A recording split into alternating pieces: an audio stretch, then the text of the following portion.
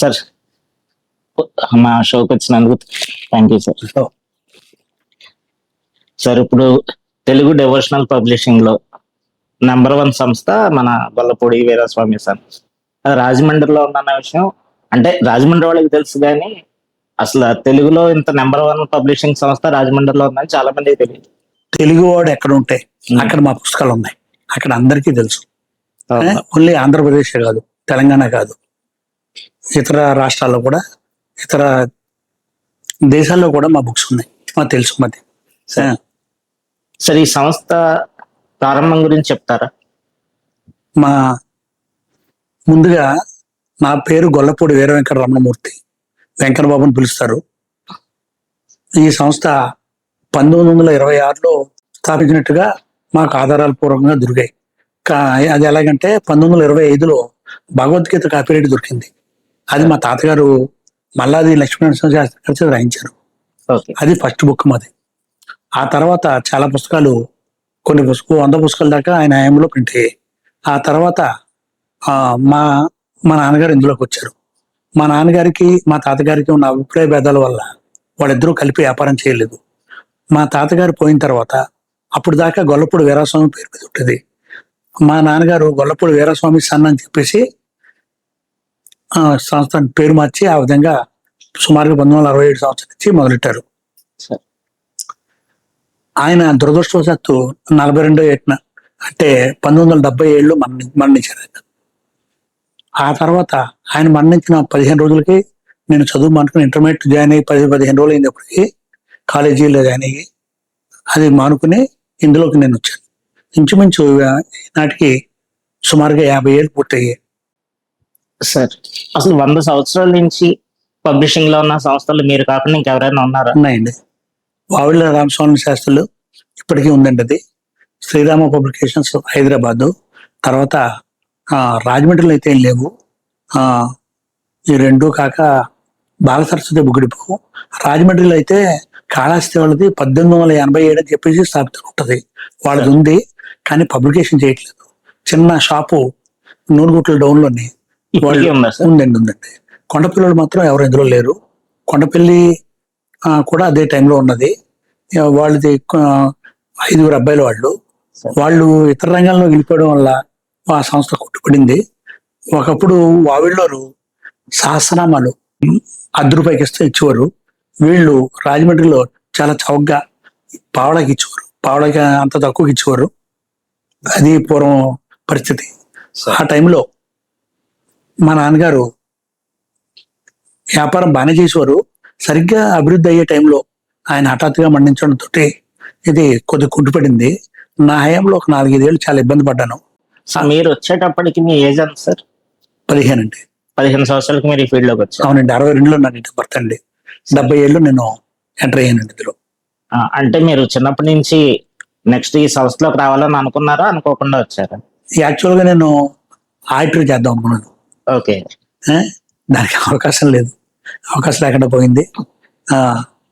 ఇందులోకే వచ్చాను. నేను చదువు పూర్తి మధ్యలో ఆప్ చేసి వచ్చాను.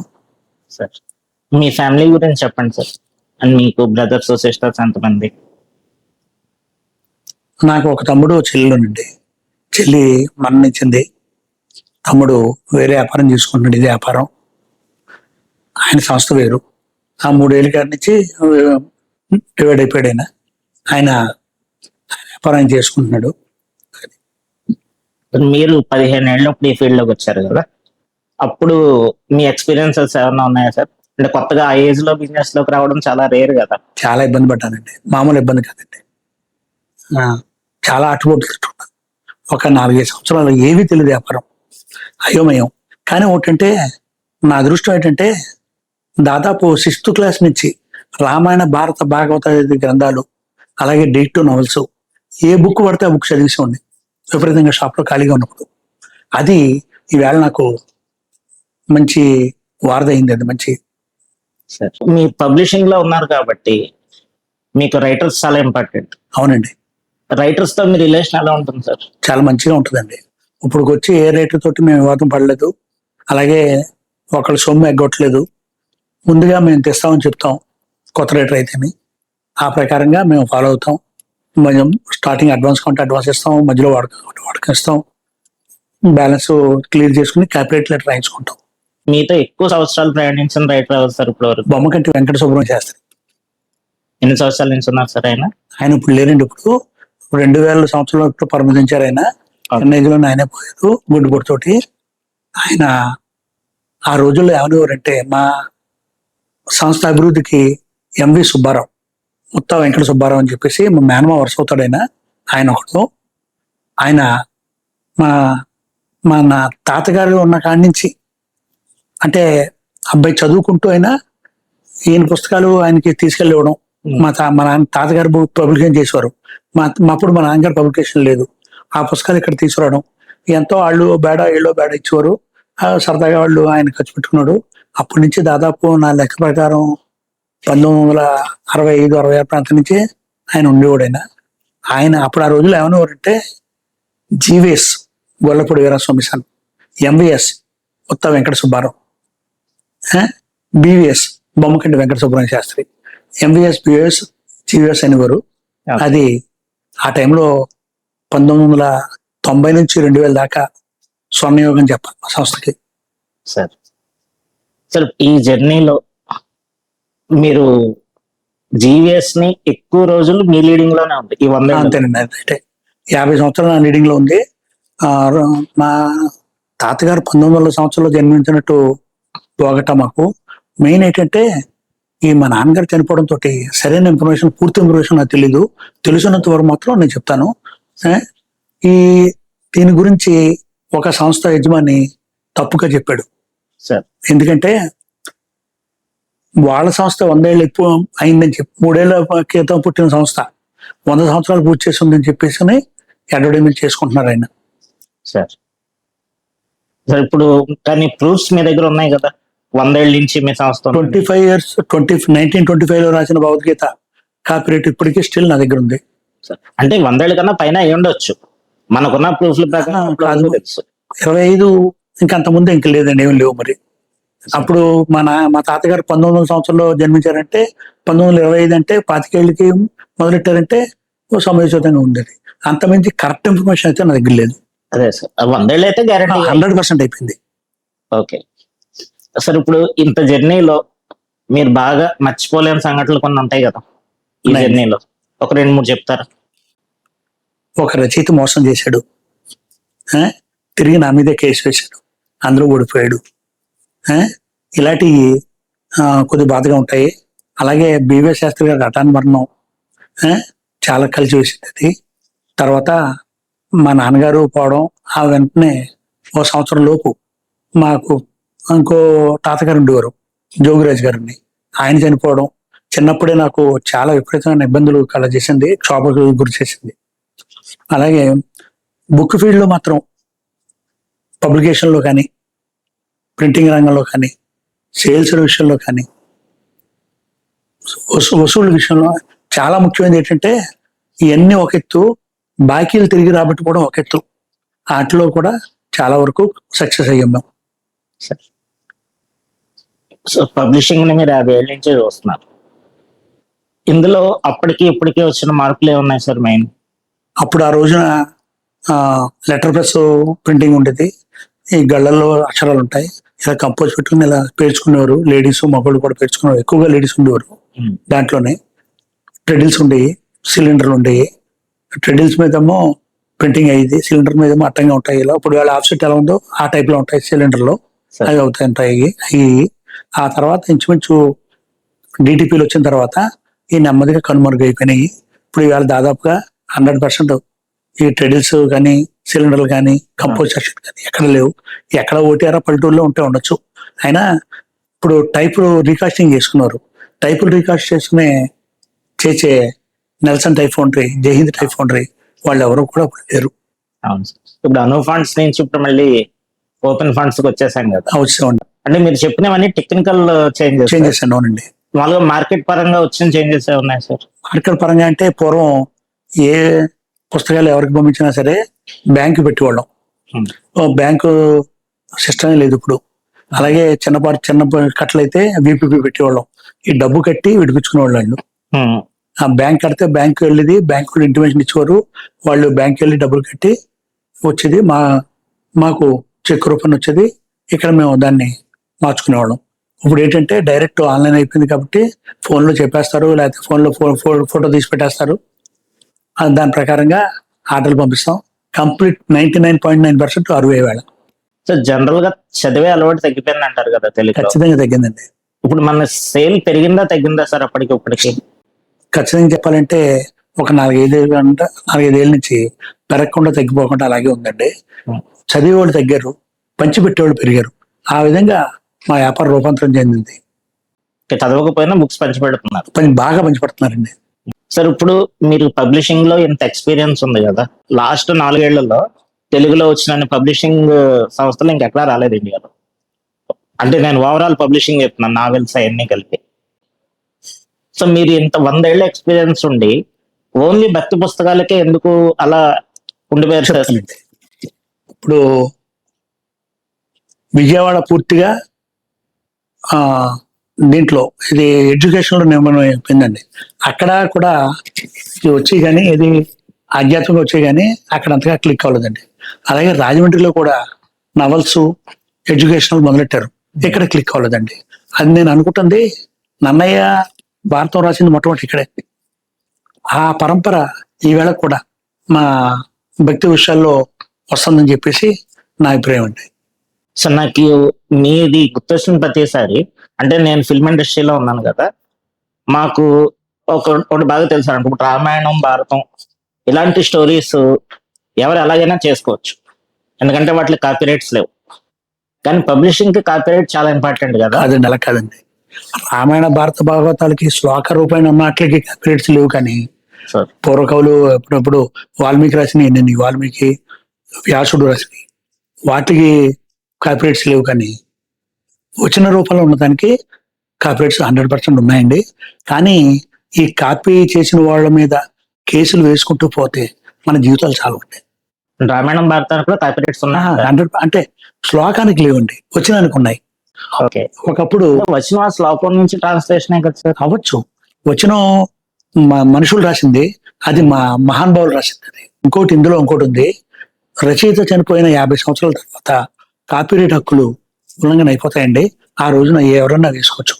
దానికి ఉదాహరణ కాశీ మజిలీ కథలు, ఇలాంటి 50 years దాటిపోయినండి. అలాగే హరిశ్చంద్ర నాటకం, వేదపాఖ్యానం, పాండవ ఉద్యోగం. సార్ ఇప్పుడు మీరు కాపీరైట్ లేని వాటి గురించి మాట్లాడుకున్నాం సార్.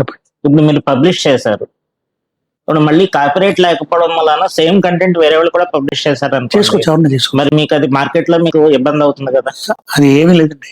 బయట పళ్ళు కూరగాయలు ఎవరినైనా ఎలా అమ్ముకోవచ్చో, ఈ పూర్వ కవులు అంటే మహర్షులు వాళ్ళు రాసినవి ఎవరి సొంతం కాదు. ఇందులో ఇంకొక చిన్న తిరగసి ఉందండి. ఇప్పుడు సహస్రనామాలు ఉన్నాయి, ఎవరైనా వేసుకోవచ్చు. పూజా విధానం ఉంది, అది విధి విధానాలు ఉంటాయి. అది యాజిటీజ్ వేయకూడదు, మళ్ళీ ఇంకొక సరైన ఆదర్శత రాయించుకోవాలి. కానీ ఈ రోజున ఆ విలువలు ఎవరు పాటించట్లేదు. ఒక్క వావిళ్ళోరు ఆ రోజుల్లో అక్కడ ప్రింట్ చేసే ట్రిల్ మ్యాన్ కూడా పండితుడే. అతను రోజు తప్పులు ఉంటే యజమానికి ముందుగానే చూపించుకోడు, మళ్ళీ తప్పు తీసి మళ్ళీ చేసుకుని చాలా ఇబ్బంది పడి వాళ్ళు చేసేవారు. ఆ వేళ చిత్రం ఏంటంటే ప్రతిరోజు సాయంత్రం బోర్డు మీద ఆ వేళ ప్రింట్ అయిన ఎన్ని పెట్టేవారట. ఎవరైనా రచయితలు కవులు వచ్చి అందులో తప్పు పెట్టుకుంటే తప్పుకి బ్యాడ్ ఇచ్చేవారు. అది ఈ వేళ అది సాధ్యం కాదు. ఇప్పుడైతే ఓసారి ప్రింట్ అయిన తర్వాత దాన్ని మళ్ళీ దాన్ని మార్చుకోవాలంటే మళ్ళీ ఆ పేజీ తీసేయాలి, ఆ ప్లేట్ మార్చుకోవాలి, అది చేసుకోవాలి. చాలా కష్టమేం కాదు. పాత దాంతో పోల్చుకుంటే కష్టమేం కాదండి, పుస్తకాలతో పోల్చుకుంటే. వాళ్ళు చేసిన కృషి ఈవేళ ఎవరు చేయలేరు, మేము చేయలేము, ఎవరు వల్ల కాదు. సార్ ఇప్పుడు మీరు కాపీరైట్ ఇప్పుడు కూడా కొన్ని ఉన్నాయి, దాన్ని ఎవరు అంటే ఇలా చేయకూడదు అంటున్నారు కొన్ని, కానీ అలా చాలా మంది చేస్తున్నారు. దాని మీద మరి యాక్షన్ తీసుకోవడానికి ఏం అవకాశాలు ఉన్నాయి సార్? కోర్టు ద్వారా ప్రొసీడ్ ఉన్నాయి. ఇది సివిల్ అండ్ క్రిమినల్ కూడా వస్తుంది. అది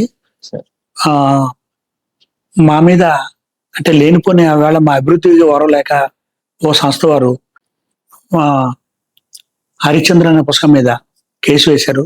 అది అదృష్టవశాత్తు ఏంటంటే అది చిత్ర హరిశ్చంద్ర అనే పుస్తకం నుంచి కాపీ చేయబడిందని అయింది. దాంతో మా నాన్నగారు విజయం సాధించారు.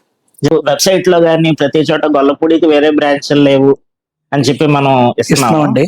అలా పర్టికులర్ గా ఇవ్వడానికి ఏదైనా రీజన్ ఉందా? పోటీ సంస్థలు ఇంచుమించు ఈ పేరు వచ్చేలాగా, అంటే వాళ్ళకి హక్కు ఉంది, కానీ అది జన్మతో వచ్చిన హక్కు కాదు. అదేంటంటే మా తాతగారి కోడలు మొదలెట్టింది అది. కోడలు అంటే మేనకోడలు కాదు ఆవిడ, మళ్ళీ మా మిసెస్ మేనకోడలు. మా బ్రదరు మా ఆవిడ ఆధ్వర్యంలో చేస్తున్నాడు, ఇక్కడి నుంచి విభేదించాడు. ఆ ప్రస్తుతం కోర్టులో ఉంది కాబట్టి ఆ వ్యవహారం ఇంత మించి మనం మాట్లాడుకోకూడదు. జనరల్ గా చాలా మంది ఏమనుకుంటారంటే కాపీరైట్ ఎవరి ముందు రిజిస్టర్ చేయించుకుంటే వాళ్ళకి హక్కు అనుకుంటారు. కానీ చాలా మందికి తెలియదు ఏంటంటే కాపీరైట్ లా ఏంటంటే ఎవరు ముందు వాడితే వాళ్ళు లోగో రిజిస్ట్రేషన్ చేయించుకోకపోయినా కూడా ఆ ముందు వాడేవని చెప్పి మన దగ్గర ప్రూఫ్ ఉండాలంతే.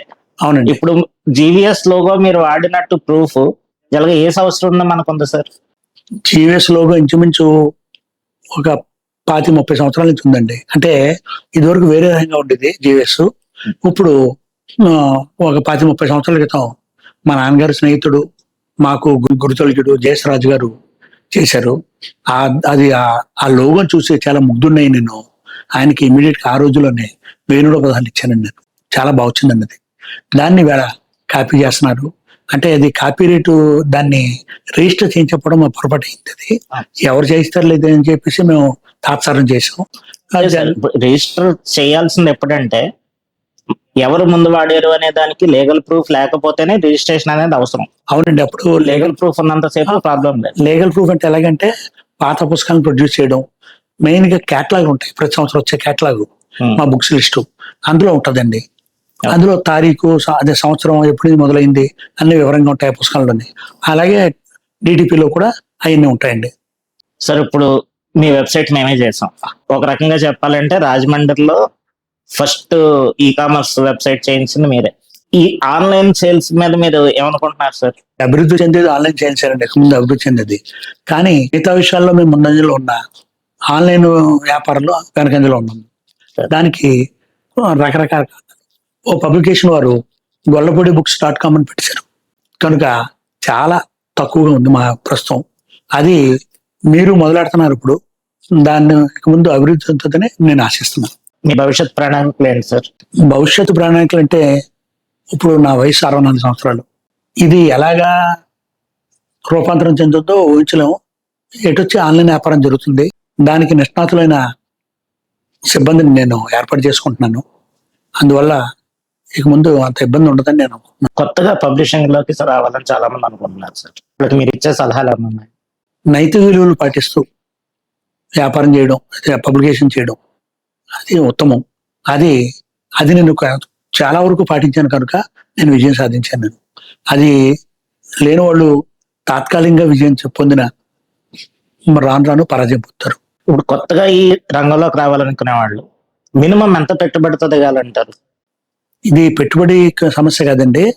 పుస్తకాలు అమ్ముకుంటూ ఇతరుల పుస్తకాలు చేసుకుంటూ ఇందులో రావడం కరెక్ట్ పడుతుంది. పబ్లికేషన్ ఎలా రూపాంతరం చెందిందంటే ఇంచుమించు నేను పుట్టినప్పుడు ఎక్కువగా కొవ్వలి నవల్స్ ఎక్కువ వెళ్ళి, ఆ తర్వాత సహస్రనామాలు, పూజలు, ఆ తర్వాత పురాణాలు, ఇప్పుడు అష్టాదశ పురాణాలు నడుస్తున్నాయండి. ఇప్పుడు రేంజ్ నడుస్తుంది. అలాగే ఈ పంచపట్నం ఇంకా పెరుగుతుందండి రాను. ఈ భక్తి ఎక్కడైతే ఉందో, అలాగే గుడి ఎక్కడైతే ఉందో, గుడిలో ఈ రోజున ఎలాగ విపరీతంగా జనం పెరుగుతున్నారు, ఆ విధంగా ఈ పుస్తకాలు పెరుగుతాయి. తర్వాత ఏంటంటే మర్చిపోలేని అనుభవాలు ఏంటంటే, ఒకటి పుష్కర మహత్యం పుస్తకాన్ని మేము కేవలం ఒక 3 పుష్కరాల క్రితం ₹1 సప్లై చేసాం, రిటైల్ రూపాయి ఇచ్చాం. తర్వాత పుష్కరాలకి ₹2 ఇచ్చాం. మూడో పుష్కరాలకి ₹5.10 ఇచ్చాం. రేపు రాబోయే పుష్కరాలకు ₹12 ఇద్దామన్న అభిప్రాయం అండి. ఇది ఇతరులు ఎవరో దీన్ని ఛేదించలేకపోయారు.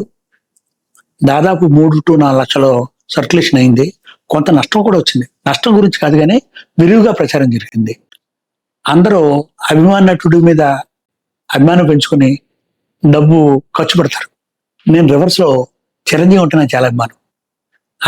ఆయన ఫస్ట్ సినిమా నేను చూస్తున్నప్పుడు నా నోటంటే అపూర్వంగా వచ్చింది. ఆయన పాటలోని నా 2 ఫ్రెండ్స్ ఉన్నారు, 2 మధ్యలో నేను కూర్చున్న సినిమాల్లోని పొలం దున్నడం మా వంతు, పొలం ఎక్కువడం మీ వంతు అని ఒక పాట ఉంటుంది పునాదిరాళ్ళు, సారీ మనోహర్ పాండవులు. అందులో అప్రయత్నంగా వచ్చింది ఎన్టీ రామారావు యాక్టర్ వదులుతాడని చెప్పేసి. ఖచ్చితంగా చెప్పాలంటే అంటే అది అత్యయుక్తం అనుకోండి, నా ప్రయాణం చిరంజీవి గారి ప్రయాణం ఇంచుమించు ఒకేసారి జరిగాయి. ఆయన జీవిత చరిత్ర ప్రింట్ చేసి నేను దాదాపు ₹1,00,000 సంపాదించాను. ఎన్ని కాపీస్ సేల్ అయినాయి సార్ అది? దాదాపు 2 lakhs అయిపోయాయండి. ఇప్పుడు అవైలబుల్ ఉన్నాయి ఇంకా ప్రింట్ లో? బుక్ ఉంది కానీ ప్రింట్ ఎవరు కొనేవాళ్ళు లేరు. ఆ తర్వాత ముగ్గులు పుస్తకాలండి. ముగ్గులు పుస్తకాలు ఒక పబ్లిషరు ఏదో బ్లాక్ అండ్ వైట్ లో ఎప్పుడో వేసేవారు అక్కడ మన చెన్నైలోని. ఆ తర్వాత మేము ప్రింట్ చేసి నేను ముత్యాల ముగ్గులని మొదలెట్టాను. ఆ తర్వాత 12 పుస్తకాలు వేసాను. ఆ తర్వాత మళ్ళీ కలర్స్ లో 24 బుక్కుల దాకా వేసాను. ఆ తర్వాత క్యాలెండర్ గా వేసాను. దాంట్లో బాగా సంపాదించాను. ఈవేళ మచ్చు కూడా లేవు ఆ పుస్తకాలు.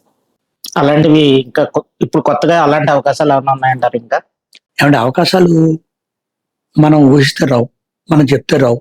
ఆ వచ్చిన అవకాశాన్ని మనం సద్వినియోగపరచుకోవాలి ఆ వేళ కంటే తగ్గట్టు. అలాగే ఇప్పుడు పురాణాలు ఎక్కువ వెళ్తున్నాయి, పూజ పుస్తకాలు బాగా పంచిపెడుతున్నారు. రేపు ఏ విధంగా వార్తతో చెప్పలేం కదా. సరే, నా ఫస్ట్ పోడ్కాస్ట్ నేను పిలవగానే వచ్చినందుకు మీ అనుభవాలు చాలా బాగా పంచుకున్నారు మాతో. Thank you so much sir. అలాగే ఇది కూడా నా ఫస్ట్ పాఠక దేవుళ్ళకి, ప్రేక్షక దేవుళ్ళకి నా నమస్కారాలు. మీరు అందరూ కూడా మా సంస్థని అభివృద్ధి చేస్తారని చెప్పి మీరు విరివిగా పుస్తకాలు కొని పంచిపెట్టి సహకారాలు అందిస్తారని ఆశిస్తాను. నమస్తే.